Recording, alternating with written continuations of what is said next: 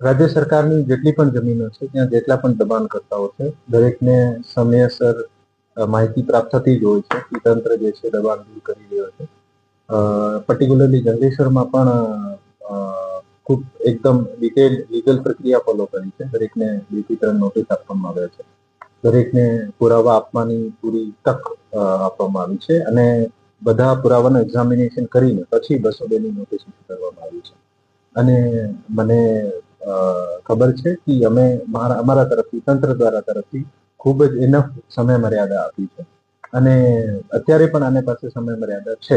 તો સમય મર્યાદા માટેનો કોઈ પ્રશ્ન રહેતો નથી, કારણ કે અમે શરૂઆતથી સતત દરેકને જાણ કરી છે, લીગલ પ્રક્રિયા ફોલો કરી છે, દરેકને ખબર હોય છે. મારા મુજબ તંત્ર પોતાની રીતે જે પણ લીગલ પ્રક્રિયા છે ફોલો કરે છે અને કામ કરે છે અને બાકી જે પણ આવનારા દિવસોમાં ડિસિઝન મેકિંગ બનશે એ રીતે આગળ કામ કરશે.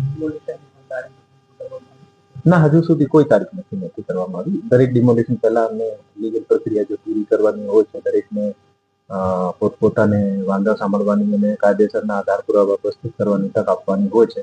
આ તક આપવાની કામગીરી જે છે આ ચાલુ છે અને પછી જ્યારે પણ અનુકૂળ થશે અમે અમારી રીતે નક્કી કરીશું.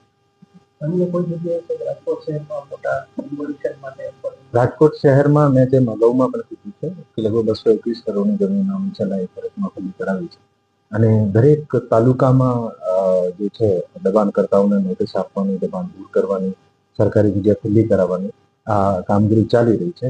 હવે તો રેવન્યુ વિભાગે આવનારા દિવસોમાં રેવન્યુ ઓફિસર્સ ડાયરીમાં પણ ઓટોમેટિકલી કેમ સરકારી જગ્યાઓ ઉપર ગૌચર અથવા સરકારી ખરાબો હોય આના ઉપર કેવી રીતે દબાણ છે આને આઈડેન્ટિફાઈ કરીને પ્રોએક્ટિવલી દબાણ દૂર કરવાની કામગીરી પણ ભવિષ્યમાં કરવામાં આવશે. સર, 221 કરોડની રાજકોટ જિલ્લામાં છેલ્લા 1 વર્ષમાં